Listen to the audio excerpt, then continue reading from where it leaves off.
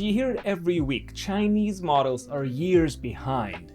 But this week, a Chinese lab behind Kimi shipped a model that's ranked #1 in real-world web coding, ahead of Claude and priced exactly what Anthropic charges for Sonnet. I spent all this time since the release testing the model, and by the end of this video, you'll know 3 things. Whether this past Claude claim actually holds up, what the benchmarks and the price say, and what it means for you even if you don't use Kimi. And honestly, I think that release, in addition to ChatGPT 5.6 Sol, is the reason Anthropic decided to take a step back and announce that Fable is going to be forever included in the subscription. So let's get into it. Okay, let's put the first ranking up. Looking at the WebDev from the Arena AI, Kimi is #1 with a score of 1,679, which is ahead of Fable at 1,631.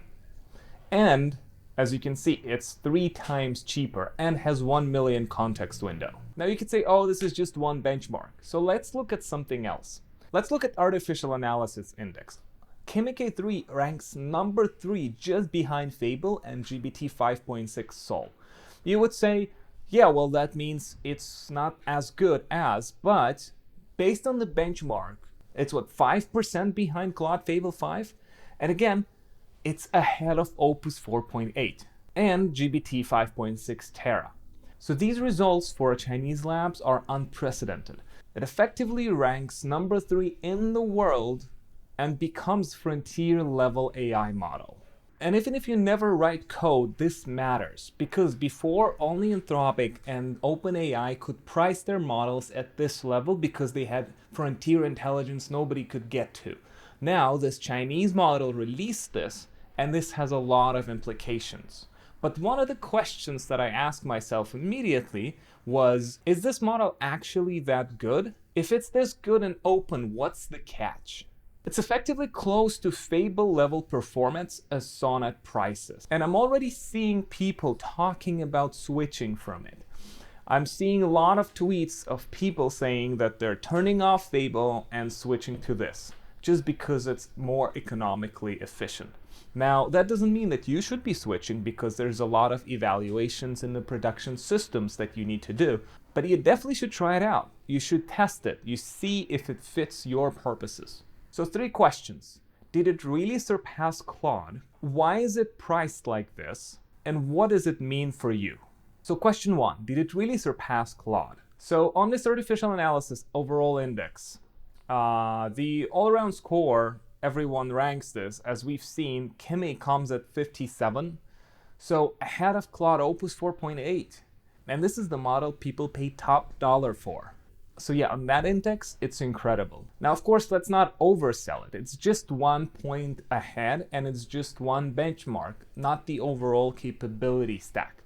Still, it sits in the top 3 with the most capable AI models out there now from the frontier labs in the US. Now, looking a bit below at the customer intelligence index, what we're gonna see is Kimi is 95 cents for the same task that they benchmark this on.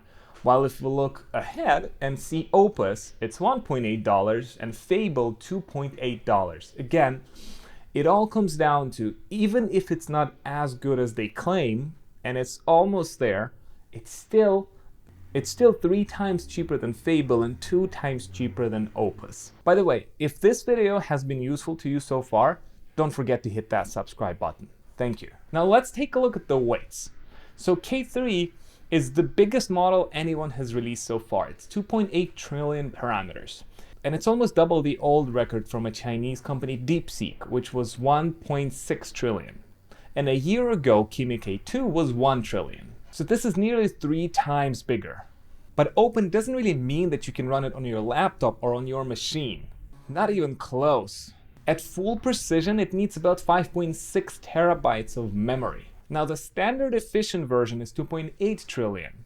Of course, if you squeeze it, looking at the numbers here, and as far as compression sanely goes, it's still around 1.4 terabytes. Your laptop has at most 128 gigabytes. Even if you stack 3 MacBook Studios of 512 gigabytes each, it will barely run it. So this model is not a consumer model. This is a data center level model. You're not going to be running it locally, unfortunately. So those who run it are cloud providers. So the waves go public on July 27th. So starting then, you will see lots of providers hosting it and lots of options. You can go to Open Router and check it out. I'm sure some of the prices might be more economical than Kimi, but we'll probably see roughly the same price level. Now, question 2, why this price? So Kimi costs $3 for 1,000,000 tokens going in and 15 for going out. So if you use Claude, this looks familiar. Currently, if we look at Sonnet, Sonnet costs roughly the same. Currently, it sits at a discount, but starting September 1st, it will be $3 per million tokens base input and $15 per million tokens output. The open model from China now costs roughly the same as Sonnet from Anthropic. And that's not what we were expecting, because the Chinese model providers are expected to undercut everyone and be the cheapest model out there. So the fact that they came out with pricing near to Sonnet is very unexpected. They had every reason to try to sell it at a bargain, but they didn't. So why would anyone do that? The way I read it, and it's kind of ex-consultant pricing analysis, I think they're trying to position themselves differently. They want to earn more money. They want to be one of the frontier providers, and the benchmarks are kind of behind it. So charging the Claude money positions this whole model differently. But the thing is, it either has to be that good or it's going to be a joke. So the company are betting on themselves, and we're gonna see how it turns out in the next month. Now, almost all of the coverage is focused on coding, but if you're not doing coding, there are a few benchmarks that are worth taking a look at. So looking at the benchmarks, Kimi is column 1, then Fable, then Sol. So scrolling down to the benchmark for long horizon knowledge work, kind of that's the messy multi-step stuff. Pulling a report together or building out a deck, working for a financial model, drafting real writing. So the tasks that you do day to day.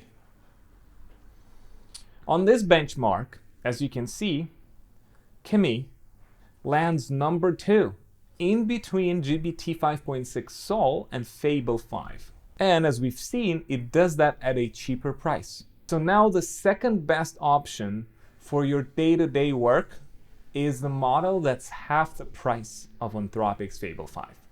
Going back to the catch I was mentioning, K3 gets sharper at coding, but at the same time more confident at saying wrong things.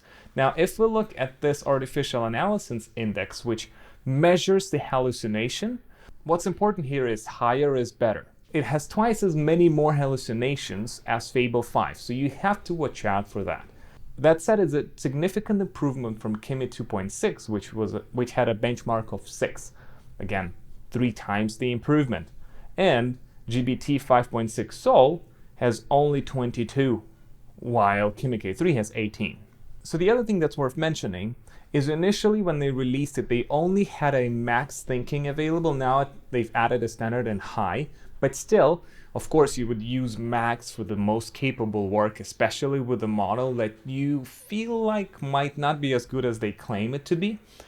And what you're gonna see is, for example, reading this Simon Willison's blog, what he was saying is running it, he sent it a very simple prompt, and on the max, the model consumed 13,000 reasoning tokens to output 3,000 tokens of response. And this is about 25 cents. So it is very, very token consuming. Now, looking at the Deep SWE benchmark, what we're gonna see, and we already have a number for this, they score pretty much the same as Claude Fable 5, but Claude Fable 5 at high reasoning is $9, while Kimi K3 is at $4.50. Again, twice cheaper. And it's almost at the level of GPT 5.6 Sol high. So it is in their level of frontier intelligence.